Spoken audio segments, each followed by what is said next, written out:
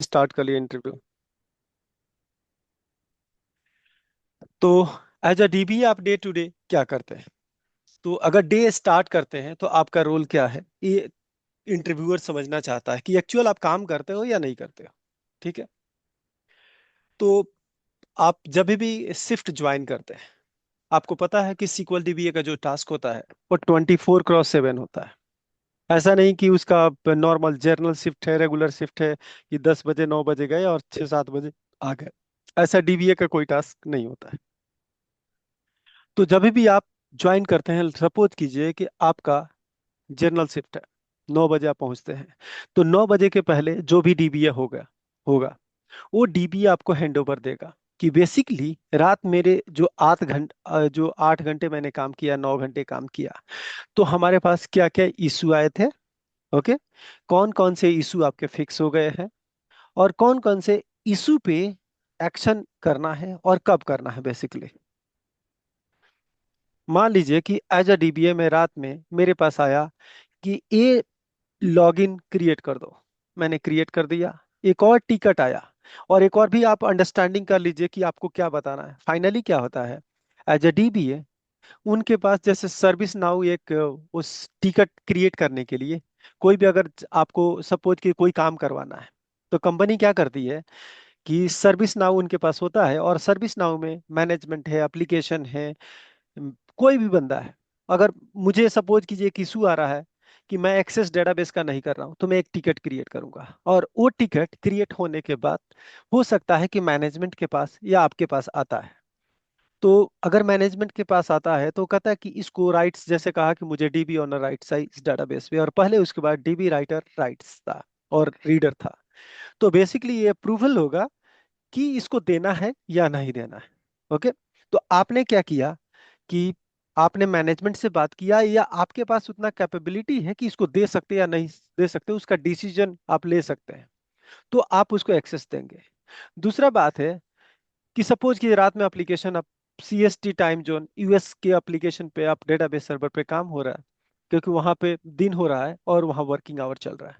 तो वहां पे क्या इशू आता है, जैसे एप्लीकेशन स्लो हो गया, तो इसका टिकट आपके पास क्रिएट हो गया है कि this application is not working properly and they are getting a performance issue or time out issue। तो उसका एक टिकट आ गया। दूसरा ये टिकट बना कि जो आपने डेटाबेस मेंटेनेंस जॉब बना है री इंडेक्स का, हो सकता है बैकअप का या लॉग बैकअप का, वो फेल हो गया, उसका टिकट बन गया।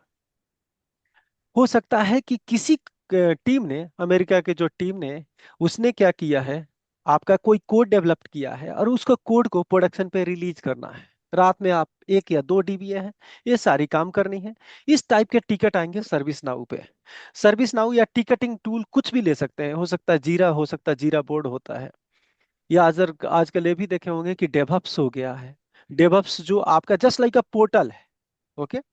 तो उस पोर्टल पे टिकट आएगा और उस टिकट पे डीबीए काम कर रहेगा। सपोज कीजिए कि आज आपकी 9 बजे फ्लोर पे एंट्री है, एज अ डीबीए आपको 9 बजे सुबह से आपको स्टार्ट करना है काम। तो रात में जो भी डीबीए था उसे हैंड ओवर लेंगे कि कौन कौन से टास्क आए थे और कौन से टास्क पेंडिंग है और क्या एक्शन तूने किया है। अब मान लीजिए कि कोई डेटाबेस मैं कर रहा हूँ, रीस्टोर का काम है, वो रीस्टोर लगा दिया है 10 मिनट पहले। रीस्टोर हो सकता है कि आपके लेगा 4 घंटे। तो वो बताएगी कि मैंने ये रीस्टोर लगाया है और रीस्टोर लगाने के बाद कुछ स्क्रिप्ट आपको चलाना है, मे बी और भी बैकअप रीस्टोर करनी है। ये रियल सिचुएशन बता रहा हूँ।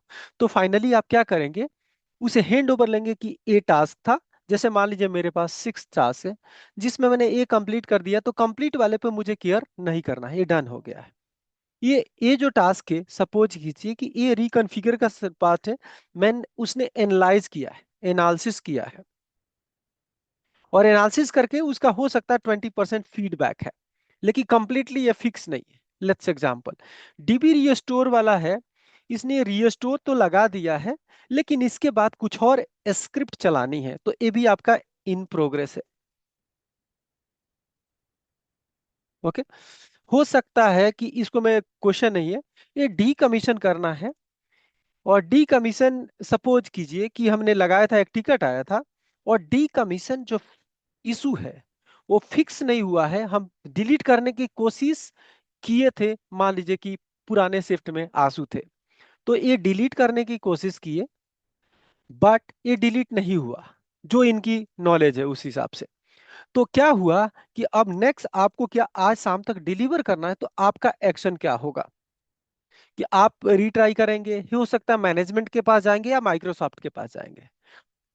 तो मान के चलते हैं कि आपका ये इशू हो सकता है कि लैग इशू आ रहा है। लैग आप समझ रहे हैं ना, कि आपके पास सर्वर है आपका प्राइमरी और रेप्लिका सर्वर है। रेप्लिका आपके पास 01 है, एंड मैं बात करता हूं आपके पास रेप्लिका 02 है। ओके। एक इशू आया कि रेप्लिका 1 तो सिंक हो गया है, सिंक मैंने स्टार्ट किया था, सिंक हो गया, यानी डेटा दोनों पे, प्राइमरी और सेकेंडरी पे, रेप्लिका पे डाटा सेम है, बट ये वाला नॉट सिंक है। इट मीन्स कि अब जो टिकट आया है उस टिकट में उसने अपडेट कर दिया कि replica 1 is already and both primary and replica are same in sync status, but now we have to fix replica 02। अगर सपोज कीजिए मैं बात करता हूं, ये दोनों सर्वर डाउन हो गया, क्रैश हो गया, कुछ भी हो गया, तो अगर ये सिंक नहीं है तो आपको डेटा नहीं मिलेगा। तो मेरे कहने का मतलब ये है कि जो टास्क आया, ये आपका बहुत से टिकट है, ये डन हो गया है। एक इसमें लैग वाला इशू है, जो अभी आधा काम हो गया है, 50% काम हो गया, एक सर्वर का लैग फिक्स है, और 50% आपका क्या है, पेंडिंग है। मैं एग्जांपल लेता हूँ। ये डिलीट वाला नहीं हुआ क्योंकि ये ट्राई किए मेथड, वो नहीं काम किया। अब माइक्रोसॉफ्ट से रीच आउट करना है या सीनियर से रीच आउट करना है, तो आप हैंडओवर लेंगे एज अ डीबीए, जो बंदे आपके पहले वाले शिफ्ट में काम कर रहे थे, उसका हैंडओवर ले लिया, आपके पास समरी आ गया। अब इसके बाद आप प्रायोरिटी डिफाइन करेंगे कि कौन सा हाई प्रायोरिटी है। तो प्रायोरिटी डिसाइड करने के लिए वो बंदा बताएगा कि देखो, हम ये वाला जो डिलीट वाला है ना, डी कमीशन वाला अभी छोड़ देते हैं, कि पहला प्रायोरिटी है मुझे कि ये सिंक फिक्स करना, पहला प्रायोरिटी, फर्स्ट प्रायोरिटी। ओके। दूसरा प्रायोरिटी है कि मुझे, आपको ये वाला जो है इंडेक्स फ्रेगमेंटेशन का इशू मैंने नहीं बताया, ये आपका रीस्टोर वाला सेकंड प्रायोरिटी है। ओके। और थर्ड प्रायोरिटी मैं कह रहा हूं, ये आपका इंडेक्स का रिबिल्ड में कर लेता हूं। ये एक नया टास्क है जिस पे बंदा डीबीए ने टच भी नहीं किया, तो यानी कि आपका जो थर्ड प्रायोरिटी है, इस पे आपको फोकस करना है। तो आप हैंडओवर लेने का, आपको आइडिया लगेगा कि फाइनली हैंडओवर आप क्या लेने वाले हैं, कि कितना काम हुआ है। जो कंप्लीट हो गया उसके बारे में सोचना नहीं है, अगर आप टाइम है तो आप देख सकते हैं कि चलो। और हैंडओवर का जैसे टाइमिंग है, आप मान लीजिए कि 9 बजे आपका शिफ्ट स्टार्ट होने वाला है। जो आपका स्टार्ट शिफ्ट एक है स्टार्ट टाइमिंग, और जो बंदे का शिफ्ट खत्म होने वाला है, जो जो प्रीवियस, जो आपका डीवीए है, सिक्वल डीवीए, उसका शिफ्ट खत्म होगा 9:30 AM। इट मीन्स कि आधे घंटे का जो टाइम है, दोनों के बीच में जो टाइम है, आधे घंटे, इस टाइम के अंदर हैंडओवर, ये सारा हैंडओवर होगा, कि ये काम मैंने किया, ये काम पेंडिंग है, और ये इसकी ये प्रायोरिटी है, वो एक्सेल सीट आपको शेयर कर देगा। अब आपका एक्शन स्टार्ट होता है हाई प्रायोरिटी 1 से, तो इसको पैरेलली आपने स्टार्ट किया, सिंकिंग का जो भी तरीका है। उसके बाद आपने सेकंड रीस्टोर वाला प्रोसेस, जैसे आप कंप्लीट हो गया आधे घंटे या 1 घंटे के बाद, तो आपने बाकी जो स्टेप्स है वो प्ले किए। फिर आपका शिफ्ट खत्म हो गया, मान लीजिए कि आपका शिफ्ट खत्म होता है आपका 7, में कहता हूं, PM। तो अब आगे जो डीबीए आने वाला है, जिसका शिफ्ट स्टार्ट हो रहा है 7:30 PM। ओके। तो ये आधे घंटे का फिर आप हैंड ओवर देंगे कि देखो मेरे पास इतने टास्क आए थे, इस ये तो बंदे ने हैंड ओवर किया था जो प्रीवियस शिफ्ट वाले, और मेरे पास एक 7 टास्क आ गया, मुझे डिलीट करना है डेटा फ्रॉम जो भी आपका टेबल है। 8 तक रिकॉर्ड आ गया कि मेरे पास रिलीज करना है कोड ऑन यूएटी। 9th एक टास्क आ गया कि आपको श्रिंक करना है लॉग फाइल। ओके। अब हो सकता है इसमें आपने रीस्टोर कंप्लीट कर लिया, ये डन हो गया आपके एंड से, हो सकता है रिबिल्ड वाला ये आपका ए डन हो गया, ये वाला रिकवरी वाला अभी भी ये नहीं हुआ, और ये आपका जो 50% सिंक था इसको आपने 100% कंप्लीट कर दिया। अब जो पेंडिंग टास्क है, जैसे 3 ए टास्क है, वो आप इसको देंगे कि देखो 3 टास्क हमारा पेंडिंग है, और बाकी जो है एक टास्क ए है जो हमने नहीं किया है, ये टास्क आपको करनी है जो हाई प्रायोरिटी में है। दूसरा जो टास्क आपका पेंडिंग है उस डीबीए को हम दे देंगे। फिर अगले दिन फिर से आप डीबीए से 9 बजे सुबह फिर से रिपोर्ट करते हैं, तो ये डीबीए आपको हैंड ओवर देगा कि कितना बचा है और कितना कर रहा है। तो ये फाइनली पूरी साइकिल है हैंड ओवर का। और उस बंदे से हैंड ओवर पूछे तो जब डीबीए काम ही नहीं किया तो हैंड ओवर वो क्या देगा बेसिकली। तो उसने कहा कि हैंड ओवर तो मतलब कि कुछ अपने जो भी हो सकता है उसने एक्सपेरिमेंट करके बताया, लेकिन वो फाइनली मेट नहीं हुआ। लेकिन माइंड में अगर ये प्लान होगा तो हो सकता है कि आप मिस्टेक नहीं करेंगे। तो रवि आप बताएंगे कुछ ऐसा क्वेश्चन आपके सामने आया था कि आप डे टू डे एक्टिविटी क्या करते हैं और क्या क्या काम है आपके पास। Yeah, basically first they ask about your day-to-day activity. तो हैंड ओवर वाला कुछ प्लान कुछ नहीं पूछे हैं कि हैंड ओवर आप कैसे करते हैं, हैंड ओवर लेके लेते हैं या देते हैं हैंड ओवर। बेसिकली सर मैंने अपने क्या इंट्रो में ही ऐड किया हुआ है ये। हम्म। तो इस चीज से आता ही नहीं क्वेश्चन। ओके। बेसिकली कहाँ से क्वेश्चन आता है, जब ये अपनी रेस्पॉन्सिबिलिटीज बताते हैं ना, वहीं पे से वो उठाते हैं सबसे पहले क्वेश्चन। ओके। अब एक और भी रियल टाइम का इशू, मैं अगला क्वेश्चन पकड़ता हूँ और एक क्वेश्चन फिक्स करता हूँ। हैंड ओवर वाला तो आप लोग को क्लियर हो गया फाइनली क्या एक्सप्लेन करना है, एज अ डीबी आप इतना काम कर रहे हैं। ओके। आगे आप देखते हैं रियल टाइम ऑलवेज ऑन का इशू क्या आता है, कि अभी जो मैंने फेस किया है। ओके। तो रियल टाइम ऑलवेज ऑन का इशू क्या है कि जैसे ऑलवेज ऑन आप जाते हैं तो आप 2 साल या 4 साल या 5 साल के एक्सपीरियंस में आपको ऑलवेज ऑन सेटअप करने के लिए मिलता नहीं है। ओके। अब जो इशू आता है उसको आपको फिक्स करना है ऑलवेज ऑन। जैसे कि अब एग्जांपल पहला इशू रियल इशू बात करता हूँ। जैसे अभी हमने कहा कि रेप्लिकेशन आपके पास प्राइमरी सर्वर है, 2 रेप्लिका है, डेटा सिंकिंग नहीं हो रहा है। तो सिंकिंग पहले डेटा सिंकिंग चेक कैसे करेंगे कि डेटा सिंक हो रहा है या नहीं सिंक हो रहा है। तो उसके लिए आप जब भी ऑलवेज ऑन के मॉनिटरिंग को ओपन करते हैं तो वहां पे देखते हैं, वहां पे लिखता है सेंड क्यू साइज। उसके बाद लैग भी दिखाता है कि लैग कितना है, कितने डेटा मूव करना है, किस रेप्लिका पे, किस डीएसजी पे, वो सारा आपको लिस्ट आउट करता है। तो वहां से आपको पता लग जाएगा। या दूसरा तरीका कि आप डीएमवी स्टार्ट करेंगे, कि डीएमवी जब भी आप स्टार्ट करेंगे डीएमवी को देखना जिसमें आपका सिंकिंग वाला डीएमवी है, आपका परफॉर्मेंस के हिसाब से उसका रीडू क्यू साइज वाला डीएमवी है, ऑलवेज ऑन अवेलेबिलिटी ग्रुप वाला डीएमवी है। तो उस डीएमवी से जो इंफॉर्मेशन आपको डैशबोर्ड पे दिखता है, ऑलवेज ऑन के डैशबोर्ड, वो सारे इंफॉर्मेशन आपको डीएमवी से मिल जाएंगे। तो ये इससे तो आइडेंटिफाई होगा कि आपका प्राइमरी या रेप्लिका या जो डीआर सर्वर है कितना लैग है। सेंड क्यू साइज यानी कि आपके प्राइमरी से डाटा कितनी, डेटा को कितने एमबी कितने केबी का डेटा का मुझे सेंड करना है आपके सेकेंडरी रेप्लिका पे या डीएजी पे बेसिकली। तो उस आपको डैशबोर्ड से मिल जाएगा ऑलवेज ऑन के मॉनिटरिंग डैशबोर्ड से कि सेंड क्यू क्या साइज है। उसमें कॉलम आप राइट क्लिक करके कॉलम ऐड कर सकते हैं या कॉलम को माइनस कर सकते हैं। तो उसमें और भी ये स्टेटस आप देख सकते हैं। दूसरा, रिपोर्टिंग देख लेने से आपका इशू फिक्स नहीं हुआ। ओके। सपोज कीजिए लैग आ रहा था, और लैग आने के बाद आपने रिपोर्ट जाके देखा ओके 5 जीबी का डाटा ट्रांसमिट नहीं हुआ है आपके सेकेंडरी पे, सेकेंडरी रेप्लिका पे। तो फाइनली उसमें इस आपका फिक्सिंग क्या होना चाहिए। तो वहां पे क्या होता है कि ये इशू कब आता है, अगर मैं बात करूं कि ये सिंक क्यों ब्रेक होता है। सिंक ब्रेक, अगर सिंक स्टॉप हो गया या सिंक चल रहा है धीरे धीरे चल रहा है, तो दोनों में मेजर डिफरेंस क्या, मैंने अपडेट किया डेटा प्राइमरी पे, और प्राइमरी पे डेटा इतने मतलब पूरे टेबल, मैं कहता हूं कि 10 CR रिकॉर्ड है एक टेबल में, मैंने 10 CR रिकॉर्ड को पूरे को अपडेट किया। तो जब भी अपडेट करेंगे तो लेट्स अज्यूम करते हैं कि हो सकता है 10 GB डेटा अपडेट हुआ।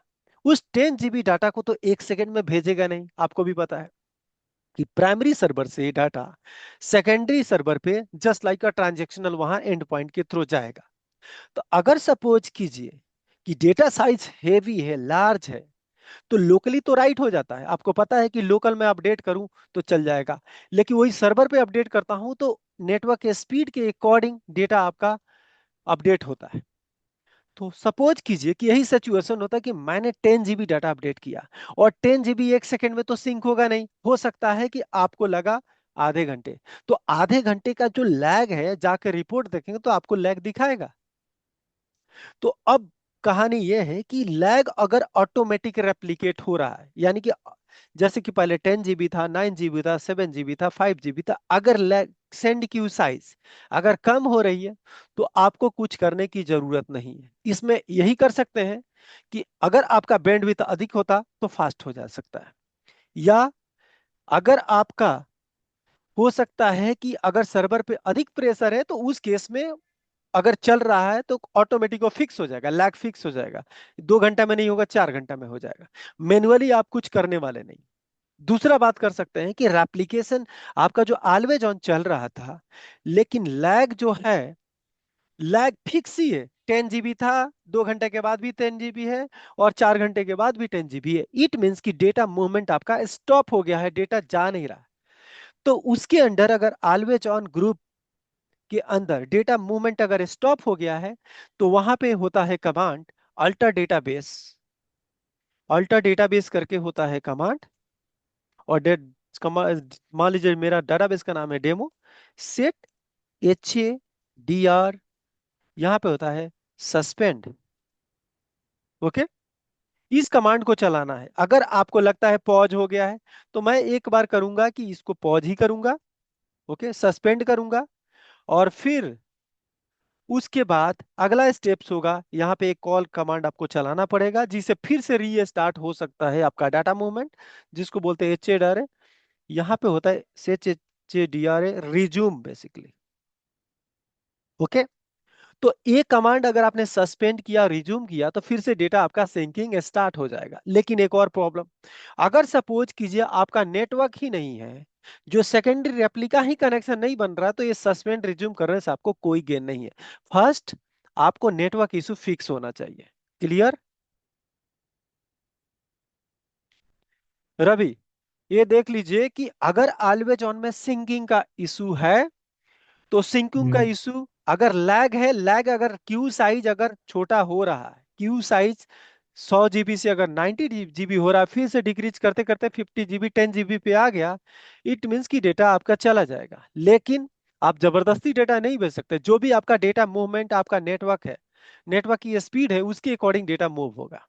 ओके, अगर रुका हुआ है तो आपको सस्पेंड और रिज्यूम कमांड ये वाला आपको चलाना पड़ेगा। ओके, जिससे क्या हम्म। होगा, डेटा मूवमेंट हो सकता है, कभी कभी आप देखे होंगे कि नेटवर्क थोड़ा सा फ्लैक्चुएट हुआ, उसके बाद स्टॉप हो गया मूवमेंट, ऐसे ही होता है।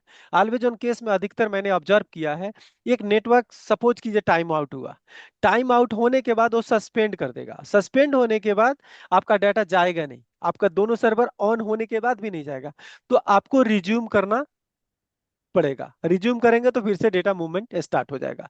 और सेंड क्यू साइज जो भी आपका है, उसका साइज डिक्रीज होना शुरू हो जाएगा, और जब डिक्रीज होगा सर इट ये means resume sir sorry sir, ये जो रिज्यूम है ये हम बाय कमांड ही होगा या इसको जीवाई के थ्रू भी कर सकते हैं? दोनों कर सकते हैं। आप जब ऑलवेज ऑन ग्रुप को आप एक्सपेंड करेंगे ना, द डेटाबेस का लिस्टिंग यस। आएगा। एक तो होगा ऑलवेज ऑन एक्सपेंड करेंगे तो ऑलवेज ऑन ग्रुप का नाम आ जाएगा, availability group, primary server, secondary server. उसके नीचे एक्सपेंड करेंगे तो डेटाबेस का लिस्ट आएगा। डेटाबेस पे राइट क्लिक करेंगे तो वहां पे पॉज का बटन, जैसे रेडियो में नहीं होता पॉज का 2 लाइन, पॉज का बटन टाइप का उस पे सिंबल बन गया, उसी पे राइट करके आपको रिज्यूम करना है। ओके, रिज्यूम करेंगे यस। तो सेम कमांड यही है। लेकिन मैं इसको इसलिए कमांड से बताया कि मेरे केस में ये फास्ट। ये आपका फास्टर हो जाएगा, और दूसरा कि इसको ऑटोमेट कर सकते हैं। मेरे केस में क्या होता था, मैंने एक ऑटोमेशन पावर सेल स्क्रिप्ट बनाया था कि सारे सर्वर का लैग चेक करता था, और जो सस्पेंड है उसको मेनू ऑटोमेटिक आपका रिज्यूम करता था, जो आपको किसी सर्वर पे जाके चेक करने की जरूरत नहीं थी। ओके, तो आपका अगर और इसके आगे भी डिस्कस करेंगे कि ऑलवेज ऑन में क्या क्या एक्चुअल काम आते हैं। जो आप देख सकते हैं। ठीक है, आपको क्लियर हुआ रवि? जी सर। तो चलिए एक काम करते हैं, नेक्स्ट क्लास को ज्वाइन करते हैं और फिर से कंटिन्यू कर सकते हैं और भी क्लास। Thank you.